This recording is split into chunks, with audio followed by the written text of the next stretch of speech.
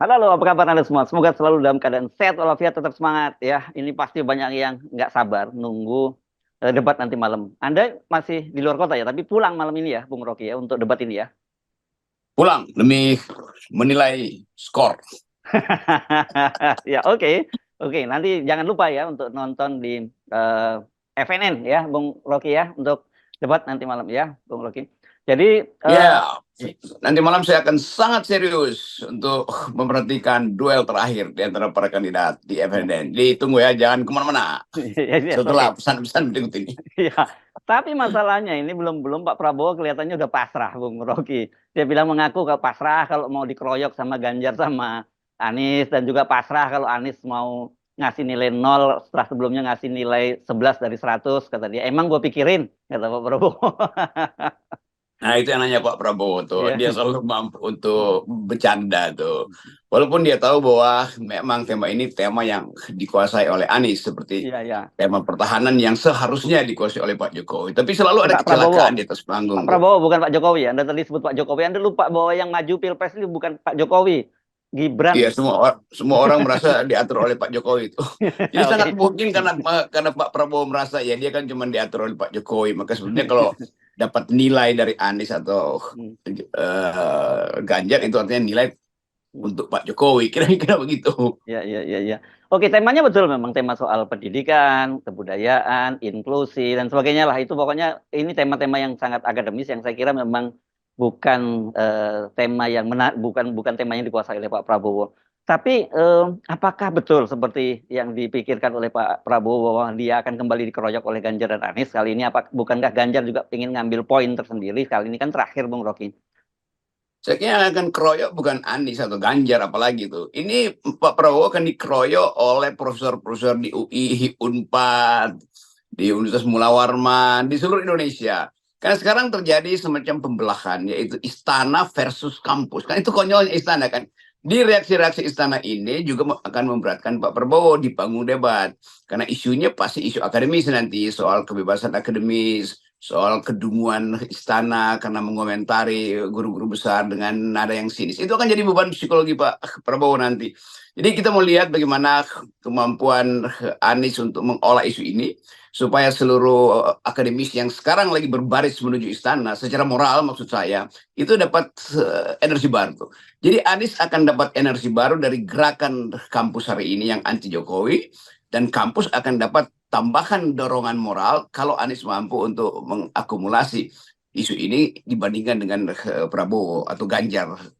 Ya, ya. Jadi saya kira ini yang nanti yang soal kampus kita kita topiknya kita bahas Oke. secara dalam ya di tempat yang lain. Tapi gini, saya kira sebenarnya ada kesempatan buat Anies ini untuk langsung aja bicara pada Pak Prabowo. Sampaikan aja Pak Prabowo nggak usah baper, karena sebenarnya saya sekarang ini tidak berdebat dengan Anda. Anda cuma medium saya untuk berdebat dengan Pak Jokowi. Kan cukup seperti itu sebenarnya. Ya, kesimpulannya itu, dan itu sebetulnya yang dipikirkan oleh Pak Prabowo. Hmm. Karena Pak Prabowo harus melawan argumen Anies sekaligus menyelamatkan wajah politik dari Pak Jokowi yang Hmm. sekarang compang-camping karena dihajar oleh kalangan Anista. Anista itu artinya universitas. Oh, itu universitas ya. Oke. Nah, soal keroyok mengeroyok itu sebenarnya apakah memang orang apa ya? Saya kira nggak ada semacam kesepakatan untuk ngeroyok gitu, tapi selalu polanya kan seperti itu terjadi ya. Pasti awalnya Anies yang akan ofensif. Kalau kita lihat debat-debat yang pertama Ganjar santai, dan tapi begitu one on one perdebatan, nah di situ Ganjar biasanya ngegas. Pola semacam itu masih akan terjadi juga kelihatannya Bung Rocky, atau Ganjar akan ngegas dari awal juga. Enggak, saya kira Ganjar akan nunggu lemparan bola liar dari Anies tuh. Oke. Karena Ganjar tidak mampu untuk menghidupkan suasana, karena orang menunggu duelnya antara Anies dan Hmm. Prabowo. Kan itu Hmm. intinya kan. Hmm. Jadi kalau Ganjar yang mulai itu ya kurang seru tuh, karena dianggap Hmm. ya Ganjar udah lah ya, ngasih kompor aja kira-kira begitu kan. Hmm. Jadi sebetulnya ini satu upaya terakhir untuk diperlihatkan pada negeri ini tentang kualitas pemimpin-pemimpin, terutama dalam isu-isu yang sangat ya isu utama hari ini sebetulnya adalah soal pendidikan, soal inklusi, soal tenaga kerja segala macam, yang merupakan burning issue, isu-isu yang sedang sangat hangat, yang bahkan bisa membakar kebijakan-kebijakan pemerintah hari-hari ini kan, membakar artinya mempersoalkan dengan tajam apa sebetulnya yang terjadi sehingga dunia kampus, dunia tenaga kerja, atau keseluruhan kesejahteraan Indonesia itu turun. Kan nggak mungkin Prabowo misalnya akan katakan, ya memang, tapi kami akan tambah BLT. Loh itu artinya karena kesejahteraan turun, maka BLT di, di, eh, di, disiram lagi pada rakyat. Padahal bukan itu yang namanya isu kesejahteraan. Jadi sekali lagi kita lihat bagaimana kalimat pertama dari Anies, dan itu pasti sudah disiap-siapkan oleh tim sukses Anies. Dan saya akan kembali lagi pada dugaan bahwa pasti soal etika akan dipersoalkan lagi oleh Anies. Ya, ya. Ini tapi kalau saya tidak salah ya kan karena secara berurutan ya. Waktu debat pertama itu kan Anies yang sebagai paslon nomor satu yang bicara. Yang berdebat yang kedua itu Pak Prabowo sebagai paslon nomor dua. Ini yang akan membuka perdebatan ini nanti adalah Ganjar. Urutannya saya kalau tidak salah akan seperti itu. Jadi sebenarnya Oke.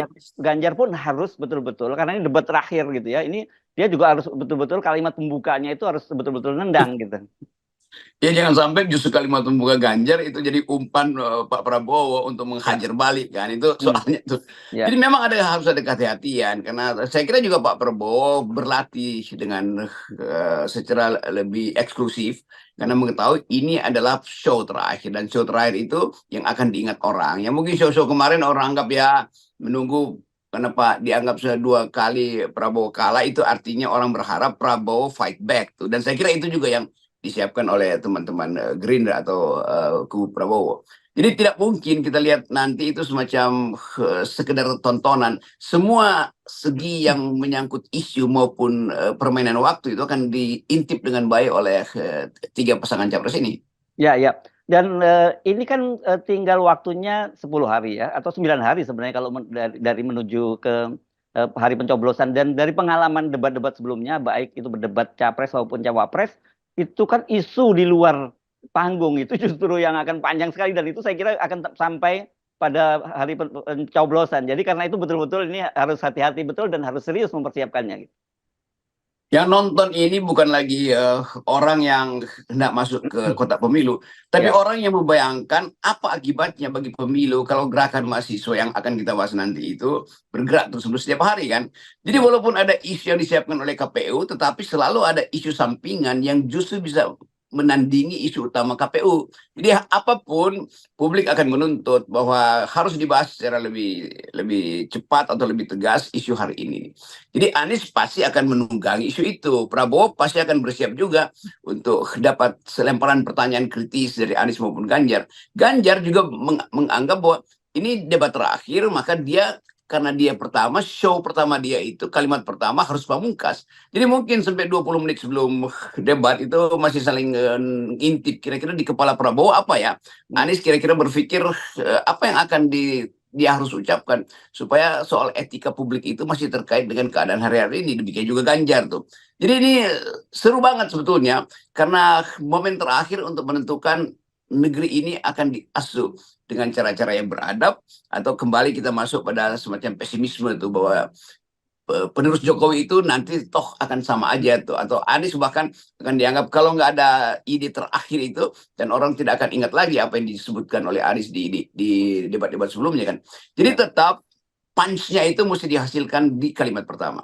Ya, ya. Dan sebenarnya buat Anies itu enak sekali ya karena dia tinggal menunggang badai saja yang sekarang ini sedang bergerak sangat kencang di kampus ya, di kampus-kampus seluruh Indonesia saat ini ya. Ya itu Anies didorong oleh apa namanya angin buritan dan Ya, ya, ya, ya, ya, dan ya. kapal itu pasti akan lebih cepat karena Hmm. angin buritan itu membantu layar itu untuk berkembang lebih lebih kencang tuh. Sementara Pak Prabowo pasti ada di dalam upaya defensif kan. Kan Ya, nggak ya. mungkin Pak Prabowo ikut-ikut ofensif untuk menyerang Jokowi melalui kebebasan akademis segala macam tuh. Jadi konyolnya atau sosialnya Pak Prabowo ada di dalam suasana ketika kapalnya Anies itu berlayar kencang. Kan itu Ya, ya, masalahnya tuh. ya, ya, ya. Ini kalau mengambil analogi kapal berarti Pak Prabowo harus buang jangkarnya ini harus ditambah jangkarnya ini karena dia harus bertahan kuat dengan angin buritan yang sangat kencang, Bung Rocky. Iya, antara dia bertahan dan dia ingin cepat tiba ke pelabuhan itu masalahnya tuh. Ya, ya, Jadi ya, ya, ya. soal-soal ini yang orang duga bahwa nanti malam itu pasti akan ada semacam ketegangan lagi di atas panggung tuh. Ya. Karena kalau isu ini nggak diangkat, isu tentang mundurnya atau bakal mundurnya kabinet. Ya, Itu juga harus dikaitkan dengan kebijakan-kebijakan di bidang tema-tema yang dibahas ini, soal tenaga kerjaan, inklusi, pendidikan, kebudayaan. Kan itu ya, masalah yang akan mengikat kita di depan televisi untuk menunggu apa sebetulnya yang harus diucapkan, sementara di luar itu tekanan pada Jokowi untuk dimaksulkan makin kencang. ya, ya. Oke, Anda kan dalam beberapa ya bulan terakhir, bahkan dalam beberapa hari terakhir ini Anda juga pergi ke berbagai daerah-daerah ya, Bung Rocky ya. Seperti apa sih? Apakah betul hanya kita sendiri aja yang asik gitu ngelihat debat, tapi rakyat di bawah sana itu sebenarnya nggak peduli dengan hal yang itu? Sebenarnya seperti apa, Bung Rocky? Saya ketemu dengan petani-petani sawit di Mhm. Lamandau itu. Lamandau itu di Kalimantan Tengah tuh. Ya. Kalau naik speedboat nyusuri sungai sungai Lamandau itu kira-kira 4 jam. Kalau naik Hmm. mobil kira-kira 2 jam itu. Di sepanjang jalan saya berhenti-berhenti di restoran-restoran, restoran kecil itu. Pembicaranya adalah soal debat. Hmm. Pembicaranya soal itu apa jadi ini Bang Rocky, Pak Jokowi akan diminta mundur oleh Ibu Mega. Kan Hmm. jadi sebetulnya orang nggak peduli lagi tentang apa isi perdebatan nanti. Orang menunggu apakah Pak Jokowi itu mampu bertahan dari serangan Ibu Mega. Bagi mereka cuma soal Ibu Mega yang Hmm. bisa menurunkan Jokowi itu. Termasuk mahasiswa selalu dua jam lalu saya masih bicara dengan teman-teman kampus itu, dan memang bagi mereka ini adalah pertaruhan terakhir tuh. Karena itu buat saya itu gerakan mahasiswa, kampus, dan petani petani sawit terutama karena saya lagi di Kalimantan itu menunggu debat. Itu kan ajaib kan. Bagi mereka ya udah pulang dari kebun udah siap-siap. Karena ini tontonan terakhir bukan terhadap siapa akan jadi capres, tapi tentang nasib Pak Jokowi. Itu Oh, sampai di situ tuh oke, mereka menganalisis. petani sawit yang di katakanlah menjauh di sana di Kalimantan Tengah lah gitu ya. Itu mereka juga mengamati ini dengan serius ya, Bung Rocky ya. Sangat, dan mereka punya kelompok-kelompok untuk melihat nasib mereka diperjuangkan apa tidak. Ah. Tetapi mungkin mereka udah 2 kali bicara di soal plasma yang selalu Hmm. mereka ucapkan, kami nggak dapat plasma dan kami dituduh untuk mencuri kebun-kebun sawit itu. Padahal justru kami nggak dapat plasma dari pemerintah atau dari kewajiban dari pengusaha besar ini, maka kami mesti hidup, maka kami mencuri, kira-kira itu. Tapi kan bagi mereka, ya kami mencuri, aparat keamanan tahu juga kok. Jadi ini Hmm. hal yang betul-betul orang mau kaitkan. Jadi masyarakat bawah ingin mengaitkan debat presiden ini dengan penjatuhan presiden. Bagi mereka begitu. Jadi Hmm. mereka udah pusing berpikir bagaimana caranya berpikir ya. Ya udah kita tunggu aja Pak Jokowi mau dimaksudkan apa enggak Pak Rocky. Kira-kira itu Ya, intinya. ya. Saya bisa baca batin itu karena menganggap bahwa pemilu itu kalau tidak menghasilkan perubahan, misalnya kemakmuran pada petani sawit, itu artinya lebih baik maksulkan dulu presidennya. Karena Ya. janji-janji presiden itu yang menyebabkan mereka berharap banyak soal plasma terutama. Ya, kalau begitu dengan kondisi seperti itu, udah Pak Prabowo kalau ingin tetap mempertahankan elektabilitasnya, ya bagi Anies dan apa, gabung sama Anies gitu, ya bergabung, jangan dikeroyok juga oleh Anies dan Ganjar, sama-sama aja hadapin Pak Jokowi begitu. Ya itu yang dipikirkan mungkin oleh Gerindra, tapi menjadi tidak sopan. Kok di Ya, akhirnya Pak ya, Prabowo mengkritik pemerintah juga. hmm, Tapi itu juga salah satu strategi kan. Karena ini ya, soal putaran kedua yang orang tunggu. Walaupun ya kubu Pak Prabowo menganggap putaran pertama, tapi secara sosiologis itu agak sulit tuh. Jadi hmm, sebetulnya Pak Prabowo dapat tekanan moral yang kuat tuh. hmm, Dia tahu bahwa itu petani daerah segala macam, gerakan mahasiswa, dosen-dosen yang dulu ada di kubu 02 sekarang ada dalam barisan anti anti Presiden Jokowi kan. Nah itu hmm. yang saya kira tanda-tanda alam bahwa Jokowi kehilangan kemampuan untuk meyakinkan bahwa apa yang dia pilih itu juga dimengerti oleh rakyat. BLT diturunkan macam-macam tuh, amplop disebar. Tetap rakyat menganggap bahwa kami hanya mungkin berubah kalau ada perubahan politik, dan perubahan politik itu sudah diucapkan bahkan oleh teman-teman mahasiswa di daerah sebagai pemaksulan. Kan itu intinya kan. Jadi kita nggak boleh lagi menganggap bahwa ide hanya sekedar untuk mencari presiden. Bukan, ide adalah untuk menurunkan presiden bahkan tuh. Ini saya Hmm. terangkan aja sebagai ya saya dalam 1 semester ini mungkin udah ada di 100 lebih kampus dan menangkap isu itu. Ya, ya. Oke, dengan memahami situasi di rakyat bawah gitu, di kelas bawah, kelas petani dan sebagainya, itu jadi sebaiknya bagaimana strateginya Pak Prabowo malam ini gitu, Bung Rocky, dan bagaimana Anda memprediksi jalannya debat itu nanti malam? Pak Prabowo mesti mengambil kembali hati rakyat kecil yang kadang-kala merasa bahwa BLT itu iya, tapi ada hal yang bagi rakyat itu dia diskusi. Ada satu desa di apa saya lupa namanya itu deh. Tapi dia masuk kira-kira 1 jam dan tiba-tiba saya ketemu ada kumpulan masyarakat petani juga itu yang bikin perpustakaan dan saya tanya ini dapat dari mana nih? Enggak, kami sendiri itu. Di Dan mana ini? bagi mereka itu Di provinsi mana ini? Masih di Kalimantan Tengah. Ini saya muter-muter Kalimantan Tengah yang desanya jauh-jauh. Ya, Ada ya. perpustakaan diasuh oleh seorang pemuda yang lulusan pesantren dari Jawa dan dia mengatakan pada saya hanya berharap ada pemimpin yang tahu bahwa kami juga itu punya perpustakaan. Dan itu Hmm. kan satu kesempatan untuk mengatakan, loh ide kelas menengah juga tiba di pusat-pusat pengolahan sawit di tengah-tengah hutan kan. Hmm. Jadi isu Jakarta itu pasti dibaca oleh petani-petani sawit, apalagi oleh mahasiswa yang ada bahkan jauh dari pusat-pusat pertandingan baliho hari-hari ini. Balihonya nggak ada, tapi isunya tiba di Jakarta, tiba di hutan-hutan sawit. Ya, ya. Jadi artinya sebenarnya Pak Prabowo juga harus memperluas percakapan ketimbang dia defensif gitu ya. Defensif. Tentu pertanyaan dan serangan dari Anies dan Ganjar itu perlu dijawab. Tetapi tentu Pak Prabowo bisa memperluas percakapan itu menjadi isu yang dia jadi bisa menunjukkan posisi dia sesungguhnya gitu. Ya itu yang saya maksud, karena ini isu soal ketenaga kerjaan misalnya, itu bukan sekedar kebijakan Jokowi tentang Omnibus Law, apalagi itu Hmm. semua petani itu menganggap bahwa apa gunanya sih Omnibus Law kalau kesempatan dia untuk memperoleh plasma aja nggak dapat gitu kan. Hmm. Jadi bagi mereka, orang dia mau tunggu kebijakan utama yang akan diucapkan oleh Prabowo apa, kebijakan utama Anies apa, dan kebijakan utama itu harus berdasarkan pengetahuan Prabowo, pengetahuan Anies tentang keadaan lokal ketenagakerjaan yang kadang-kala disembunyikan oleh wartawan-wartawan yang disogok negara untuk menghasilkan headline. Terutama di Kalimantan itu kekerasan agraria itu tinggi sekali itu dan tiba-tiba ada petani merasa ini punya saya transmigran, tiba-tiba kenapa haknya berubah dan saya dipidana kalau saya manjat pohon pohon sawit yang saya tanam sendiri dan ditanam oleh kakek nenek dia yang ada transmigran. Kan itu hal yang sangat mikro, tetapi itu terhubung dengan rasa ketidakadilan tuh. Ya, ya, ya. Oke, tapi tentu orang selalu ingin kalau seperti pertandingan sepak bola prediksinya gitu atau pertandingan olahraga apapun gitu kan perlu dikuantifikasi dengan skor. Seperti apa Bung Rocky skornya? Saya kira 11-2. Jadi 11-2 gimana gitu? Bukan 100 dari 11, 11 dari 100 Nggak, bukan? ini saya kasih 11-2. 11-0 buat Anies saya kira nih.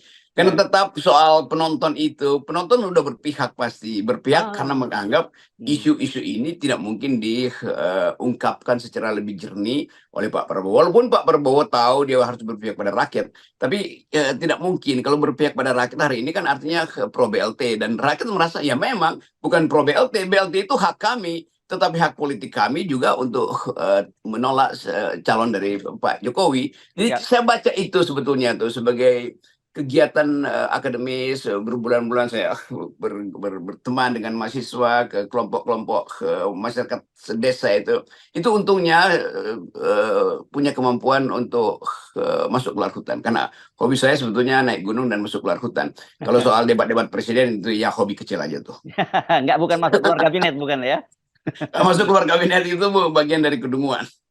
Oke, saya kira kalau kita lihat kemarin konser Tiga Jari Ganjar Mahfud di Gelora Bung Karno, Ganjar pasti akan ngambil juga isu-isu soal BLT ya, soal bansos itu karena kemarin juga disuarakan langsung oleh Ibu Mega, disuarakan oleh Mbak Puan, dan yang terasa kan sebenarnya sekarang ini Ganjar betul-betul dikerjain dengan Pak Jokowi keluar masuk belusuan di Jawa Tengah ini, menggerus suara dia dan mendowngrade Ganjar gitu. Ya memang akhirnya pertarungan BLT itu di Jawa Tengah karena masa yang paling besar di Jawa Tengah.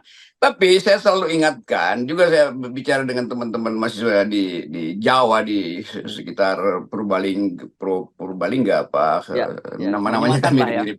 Iya, Banyumasan itu lah ya pokoknya. mereka akan menerangkan pada tetangganya, rakyatnya kalau karena mereka pulang itu biasanya dibilang kita akan pulang untuk nyoblos tapi kan balik ke desa nih, balik ke tempat-tempat yang remote area Hmm. di Jawa Tengah itu. Semuanya pada posisi Jogja, Semarang, Hmm. Salatiga. Begitu mereka balik ke desa, mereka bilang mereka akan jadi juru bicara rakyat untuk menerangkan pada Ya, ya. desa-desa itu, terutama kepala desa misalnya, oke, nggak apa-apa BLT dibagi. tetapi itu harus Anda tutup mata kalau ditanya tuh, dapat dari siapa? Ya dapat dari rakyat kan, BLT itu bukan dapat dari Presiden Jokowi. Iya, Jadi iya. kampanye-kampanye yang dibuat oleh Erlangga atau Sulas itu nggak mempan. Kampanye mereka akan disebut negatif campaign justru oleh mahasiswa yang balik ke desa dan akan membela kembali hak masyarakat desa atas BLT, tapi tidak ada hubungan antara BLT dan pilihan presiden. Ya, dan jangan lupa sekarang mahasiswa tidak sendirian. Karena akan turun bersama para dosen dan bahkan guru besarnya gitu ya.